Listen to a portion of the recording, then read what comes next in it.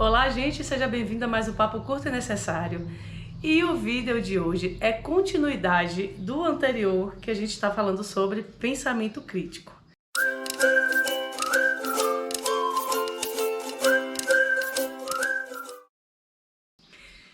E aí, voltando para João Francisco Duarte Júnior, como a gente estava falando, falta às pessoas uma visão cultural do todo em que vivem, né?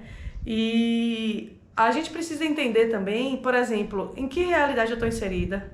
Por isso que é importante você pensar. Em que realidade eu estou inserida? Qual é o posicionamento político que eu estou inserida hoje? O que essas pessoas querem? Quer ver um exemplo clássico? Eu não estou dizendo que uma é pior, é ruim em relação à outra, não. Mas, por exemplo, tivemos um governo que investiu em educação superior. A educação superior, ela é exatamente esse outro nível em que faz com que você se desenvolva enquanto ser humano, criticamente, analiticamente, politicamente, socialmente falando, e que você alcance patamares que eram características da classe dominante e que o povo passou a oportunidade de acessar. E foi isso que incomodou. E que foi por isso que a gente está vivendo o que a gente está vivendo hoje. O atual governo, ele investiu, pouco mais investiu em técnico, né? Ensino técnico. Eu não estou dizendo que é ruim o ensino técnico, mas o ensino técnico você permanece no nível médio, você não gradua. E o ensino técnico, ele surgiu na época da ditadura militar, da Revolução Industrial. Para que as pessoas trabalhassem em indústrias e fizessem aquele comportamento repetitivo de máquina. Se você observar uma indústria, por exemplo, as pessoas envolvidas são sempre uma indústria de produção, de alta produção. Tem aquela pessoa que bota o produto na esteira, tem aquela pessoa que a máquina tampou e ela tira e bota na caixa. E aí tem o filme de Chaplin, né, sobre a Revolução Industrial, que traduz muito isso. Então você que está aqui nesse movimento repetitivo, você não tem tempo para pensar.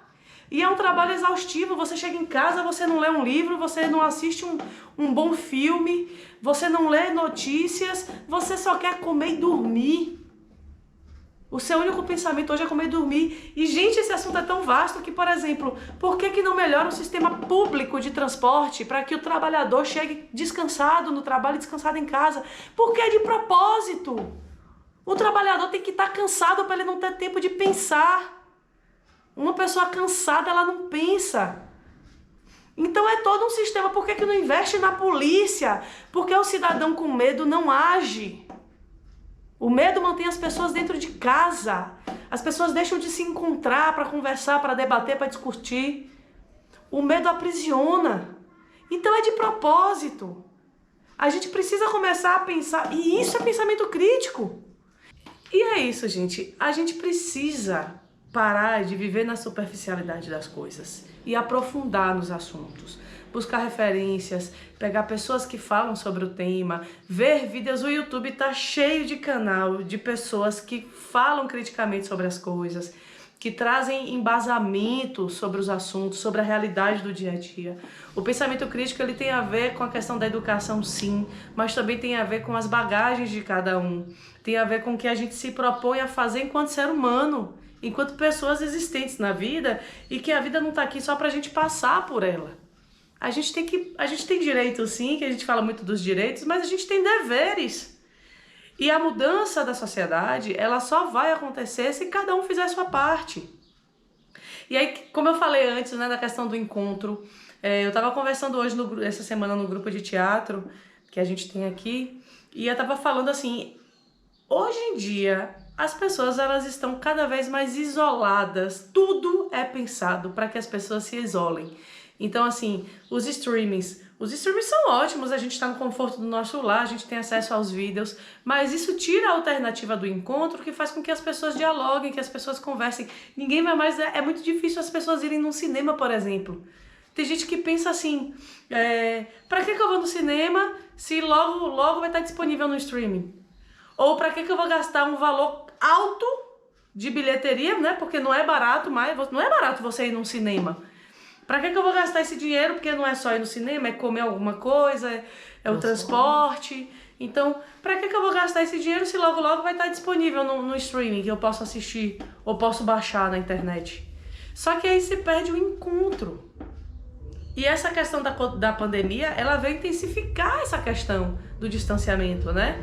As pessoas, elas... Domingo!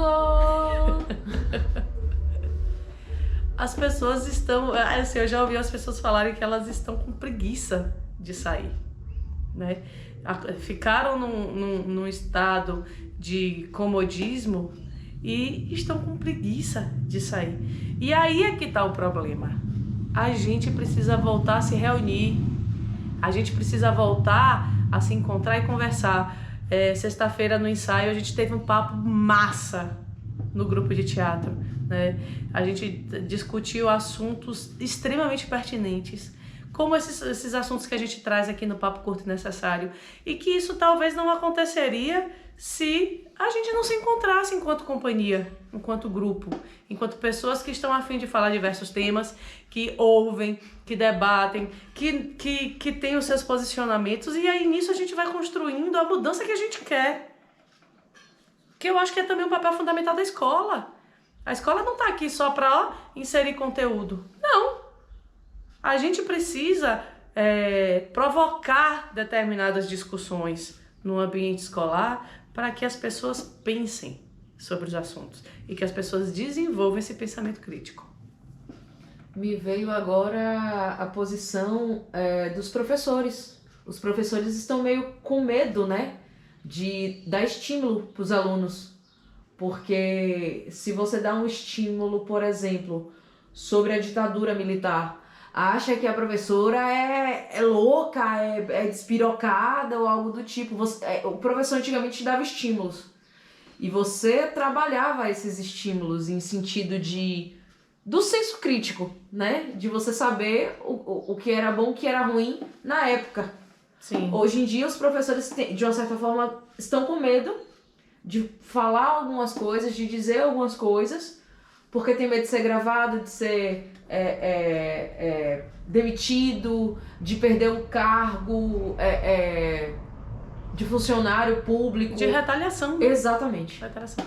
É porque as pessoas andam muito radicais. A gente tem vivido momentos de muito radicalismo. As pessoas, elas não estão sabendo dialogar, elas não aceitam opiniões diferentes das suas. E por mais que essas opiniões sejam absurdas, como a gente vê, né, em situação, até a situação política do país, ainda assim a gente tem que ouvir e explicar o porquê que tá errado, né? O porquê que a gente acha que tá errado. E aí a pessoa tem que estar aberta para ouvir e falar assim, pô, não, é verdade, eu não tinha pensado por esse lado. Ou não é isso, por isso, isso e isso. E é assim que se faz a democracia, é assim que se faz o diálogo, né? Esse medo da violência, as pessoas ficaram muito violentas, ou pelo menos se sentiram muito à vontade para externar as suas violências, porque eu acho que quem é violento sempre foi.